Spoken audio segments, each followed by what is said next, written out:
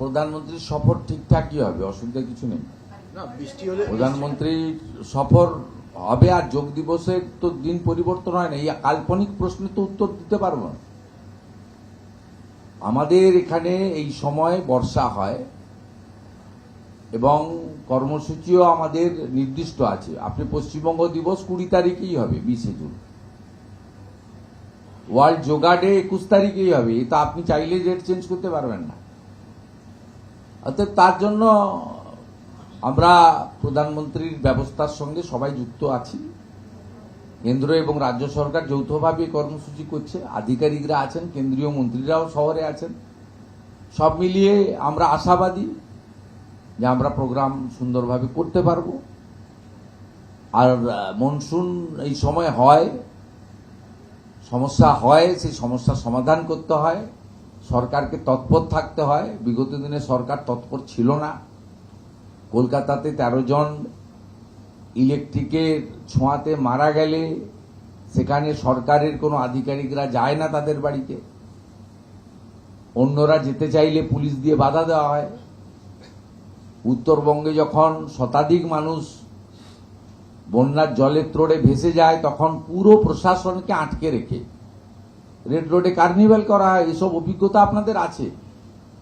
কিন্তু আমাদের সরকার, আপনাদের সরকার ভোর 6টা থেকে কাজ করছে। এখান থেকে principal secretary, home secretary, DGP কাজ করছেন, ওখানে যারা আছেন তারা কাজ করছেন। এমপি এমএলএরা স্পটে গেছেন, ছবি তোলার জন্য নয়, প্রশাসনকে সহযোগিতা করার জন্য। দ্রুত পিডব্লিউডি মেটেরিয়াল প্রকিওর করেছি যাতে কাজ শুরু করে দেওয়া যায়, এবং দ্রুত আপনাদের সামনে এসে কি কি ঘটেছে, কি ব্যবস্থা নেওয়া হয়েছে এটাও বলেছি। এবং উপর থেকে না করে নিচে এসে প্রেস করেছি যাতে 5টা প্রশ্ন করতে পারেন, উত্তর দিতে পারি। আগে তো প্রশ্ন করার কোনো সুযোগ ছিল না, এখন প্রশ্ন করার সুযোগ করে দেওয়ার জন্য 14 থেকে নেমে একতলাতে এসে সুযোগ আপনাদের সামনে উপস্থিত। দাদা, ফলস আইটেমে আপনি যেটা বললেন যে শুধু শাস্তি নয়, সঙ্গে প্রপার্টি সিজ করতে, ওই জায়গাটা থেকে আমরা বুঝলাম না কি ধরনের। বুঝলেন, আইনে আছে তো। আচ্ছা, মানে সেটাই আসানসোলে ফাঁড়ি ভেঙেছিল তো ওদের কাছে টাকা আদায় করেছি। আমরা লুকআউট, যারা অ্যাবসেন্ট হয়ে গেছেন লুকআউট নোটিশ হবে, সম্পত্তি বাজেয়াপ্ত হবে, আইনে যা আছে হবে। তো আমার নিজের মতো করে করবো কেন? আইনগুলো ঠান্ডা ঘরে ছিল একদম ওটাই। এবং সেই ঠান্ডা ঘর থেকে বের করে আমরা কার্যকর করছি।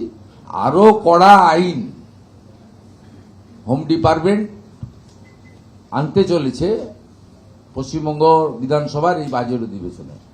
আরো কড়া আইন আনতে চলেছে, যে আইনের ফলে এখানে এই ধরনের কাজ করতে 4 বার ভাববে। ওই বীর বিপ্লবীরা এখন ফলতার ছেড়ে পালিয়েছে কেন? নেই কেন? ওটা ফাঁকা কেন? যেখানেই থাকুন একটাকেও ছাড়া হবে না, পরিষ্কার কথা।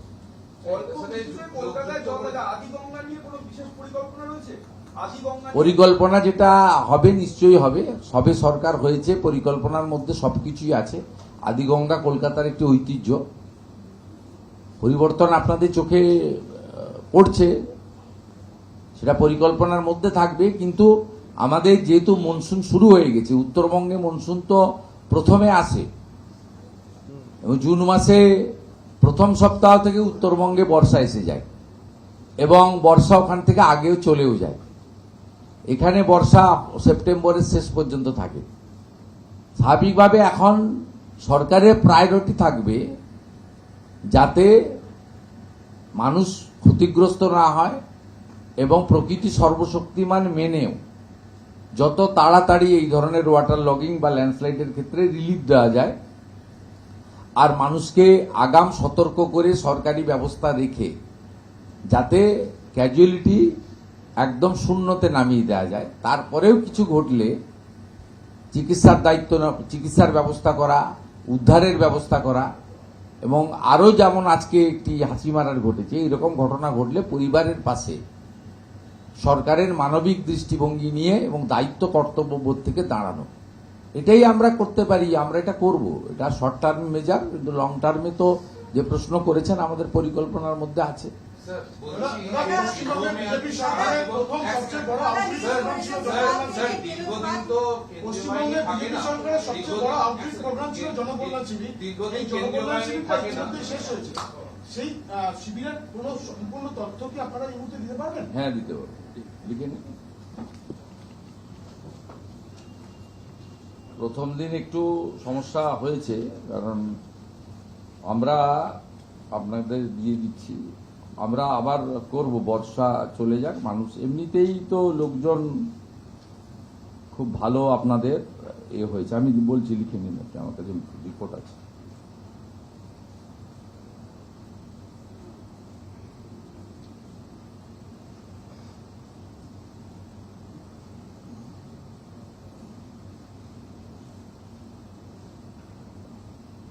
টোটাল ক্যাম্প হয়েছে প্রতিদিন 1029, আর তাকে টোটাল করলে আমাদের 4 দিন করা হয়েছিল, 3 দিন ছিল, 1 দিন বাড়ানো হয়েছে। সোমবার দিন কিছু কিছু জায়গা থেকে অভিযোগ আসে, সে এখন কি করবেন, আপনি সরকারি ফর্মে জয় বাংলা লেখার ছিল। জয় বাংলা তো পশ্চিমবঙ্গ সরকারের স্লোগান নয়, আমি শুনিও নি, একটা রাজনৈতিক দল দিতেই পারে, তাদের আলাদা কথা, তাদের আমি সেদিকে যাচ্ছি না। এখন যখন ফর্ম বিতরণ করতে গেছে বার্ধক্য ভাতা বা অন্যান্য ভাতা, তখন দেখে উপরে জয় বাংলা লেখা, সঙ্গে সঙ্গে আমাদের নোটিশে এসছে। আমরা বললাম এই ফর্ম তো দেয়া যাবে না, আপনার লোককে বুঝিয়ে বলুন। সেই কারণে বুধের জায়গায় বৃহস্পতিবার 1 দিন বাড়িয়ে দেওয়া হয়েছে, পরের 3 দিন কোনো সমস্যা হয়নি। মোট 4 দিনে যদি ধরা যায় ক্যাম্পের সংখ্যা, তাহলে 4094। টোটাল রেজিস্টার হয়েছে ভিজিটার্স, যা সিসিটিভিতে আমরা নিয়েছি, শুধু ওই পেপারসের ডাটাতে নিইনি, 58,17,019। এটা আপনার এসেছে, রেজিস্টার করেছে বিভিন্ন ভাতায় আবেদন করার জন্য, আর কোয়েরি করতে এসেছিলেন স্কিমগুলো সম্পর্কে, সেই সংখ্যা হচ্ছে 70,81,177। একবার রিপিট করুন। প্রতিদিনের ক্যাম্প 1029, টোটাল 4094। যারা কেন্দ্র এবং রাজ্য সরকারের সামাজিক প্রকল্পে নাম নথিভুক্ত করেছেন, ফর্ম নিয়েছেন, পোর্টালে ফিল আপ করেছেন, এই সংখ্যা হচ্ছে 58,17,019। আর বিভিন্ন স্কিম সম্পর্কে কোয়েরি করতে এসেছিলেন, যে কি পদ্ধতিতে পাওয়া যায়, কারা কারা পেতে পারেন, কারা কারা পাওয়ার যোগ্য, কারা অযোগ্য, এটা করতে এসেছিলেন 70,81,177। 4টে স্কিমেই মেজর আপনার নাম নথিভুক্ত হয়েছে। আয়ুষ্মান ভারত,